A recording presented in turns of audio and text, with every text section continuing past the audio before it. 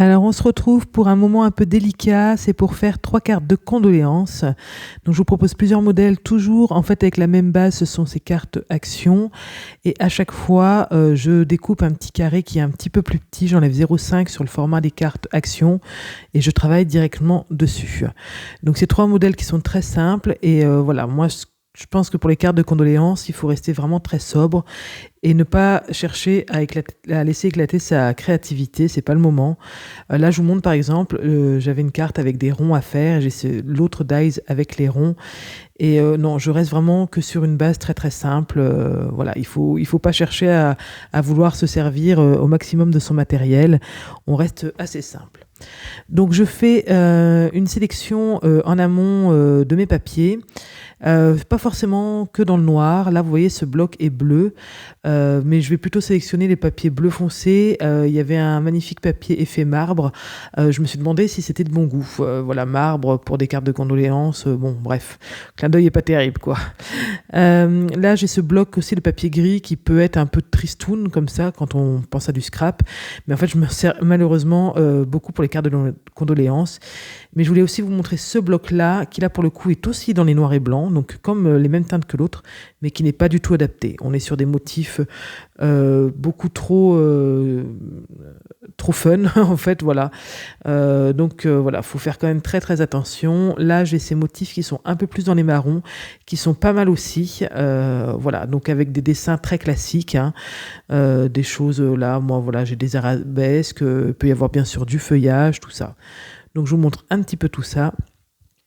J'ai tenu à faire cette vidéo, je sais qu'elle n'est pas hyper évidente, mais malheureusement, ce sont des choses qui arrivent dans la vie et c'est toujours très très difficile. J'ai remarqué en fait au fur et à mesure de mes années de scrap, c'est toujours très difficile de faire des cartes de condoléances, on ne sait jamais trop quoi faire et bien souvent aussi on est un petit peu atteint, hein, même si c'est pas forcément des gens très proches de nous.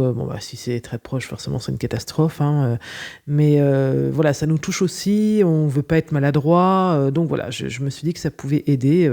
Après, bien sûr, c'est mes interprétations. Hein, donc vous en faites ce que vous voulez, mais je me suis dit que ça pouvait aider. Alors, il n'y a rien de très original, hein, comme je vous disais. Pour moi, les cartes de condoléances, c'est pas le but d'être original. C'est le but d'être sobre, d'être empathique. Les modèles que je fais, vous les retrouvez partout. Hein, et moi, je sais que j'ai 2-3 modèles voilà, de cartes comme ça. Et en fait, je refais toujours les mêmes. Parce que, voilà, comme je vous disais, on ne va pas utiliser 50 000 matériels. Enfin, c'est quasiment toujours les mêmes structures. Des fois, je change un peu le tampon, le papier de fond, forcément. Mais c'est toujours les mêmes et c'est beaucoup plus simple pour moi de faire à peu près... je tourne voilà, sur 3-4 modèles et c'est tout. Donc là, vous voyez ce premier modèle que je vous propose. Là, pour centrer les petits ronds dans la hauteur, je vous conseille vraiment l'achat de cette règle que moi j'ai achetée chez Cultura. Je m'en sers énormément. Elle est hyper pratique. Là, vous voyez, je mets le 0 au milieu. En fait, c'est ça, c'est une règle. Il y a le 0 au milieu et ça part d'un côté et de l'autre. C'est facile de mettre le 0 au milieu. Hein. Vous avez 7 cm d'un côté, 7 cm de l'autre. Voilà. Il suffit de mettre mon rond du milieu au 0. Les écarts, du coup, sont les mêmes. C'est vraiment hyper pratique. Je m'en sers énormément. Donc ça, c'est vraiment un achat. Ça vaut pas grand-chose, mais c'est vraiment un achat que je vous conseille. Donc je les ai toutes les 3 matées. Je trouvais que ça ressortait mieux avec le scotch double face de chez Action, hein, donc qui n'est pas bien épais. Donc c'est juste ce qu'il faut. Ça donne un peu plus de matière à la carte, c'est un peu plus épais, ça se tient mieux.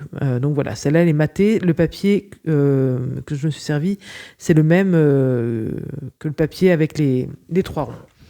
Ce qui est bien aussi dans ces petits blocs, c'est que en fait, c'est pour un format carte, c'est parfait, quoi. Il n'y a pas trop de chute de papier, c'est impeccable. Et là, sur la même feuille 15-15, j'ai pu faire le matage et faire la petite bande avec les 3 ronds. Alors là, on est sur la deuxième carte, donc comme vous l'avez vu, j'ai embossé mon papier avec un classeur d'embossage, je crois de chez Action d'ailleurs. Mon classeur d'embossage avait un petit encart carré lisse, c'est pas du tout obligatoire, hein, parce que là en fait je recolle un carré par-dessus, donc finalement ça se voyait pas qu'il y avait un carré lisse sur mon classeur d'embossage. La fleur que je tamponne, vous voyez, j'avais un petit papier dessous, voilà, parce que je voulais pas que le tampon aille jusqu'en bas du carré. Je trouvais que ça s'y prêtait pas. Donc j'avais mis un petit papier pour que mon tamponnage s'arrête un petit peu avant la limite du carré. Là, je vous ai montré, en fait, pour le matage, j'avais une bannière à découper et du coup, pour le matage, j'ai mis la bannière dans le papier que je vais me servir pour le matage. Ça se voit pas, ça évite d'entamer un autre bout de papier, c'est parfait. Voilà, donc c'est ma petite astuce, des fois, voilà, puis là, vous êtes sûr que c'est le même papier. D'ailleurs, comme je trouvais cette bannière un petit peu courte, elle ne dépassait pas assez, je suis venue la couper en 2 pour, l'écarter un petit peu pour qu'elle dépasse mieux, de mon sentiment. J'ai fini par acheter une planche de sentiment, spéciale, condoléances, parce que, bah, malgré tout, c'est bien pratique. Longtemps, j'ai fait sans. En fait, j'imprimais à chaque fois, sur, bah, une imprimante, hein, Sincères condoléances, avec une typographie un petit peu jolie et j'imprimais, bah, simplement, bah, malgré tout, ce sont des cartes qu'on fait quand même de temps en temps. Donc j'ai fini par m'acheter une planche de tampon exprès. Je ne regrette pas d'ailleurs, c'est quand même plus facile que d'allumer l'ordinateur et son imprimante. Pour cette troisième et dernière carte, pareil, je prévois un petit rectangle. Je fais mes calculs, voilà, pour avoir la place pour émater ma carte et récupérer le rectangle sans avoir à entamer une autre feuille. Là, j'ai voulu changer un petit peu, alors ça ressort pas trop la caméra, mais j'ai voulu changer un petit peu et j'ai utilisé un papier bleu foncé, volontairement aussi pour vous montrer que, bah, malgré tout, on pouvait sortir aussi du noir et du gris. Voilà, on met un petit papier bleu foncé.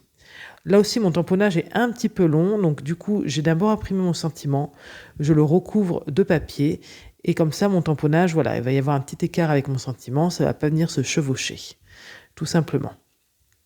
Alors cette carte, elle est hyper simple, mais je trouve que voilà, ça suffit, hein, pour l'occasion, là, pour le coup, ça suffit. Et c'est très souvent, d'ailleurs, celle-là que je fais.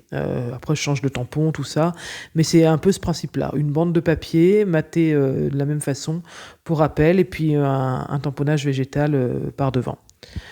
Eh bien, écoutez, je vous souhaite beaucoup de courage pour faire ces cartes. Je sais que c'est pas facile, et je vous dis à très bientôt. Bye bye.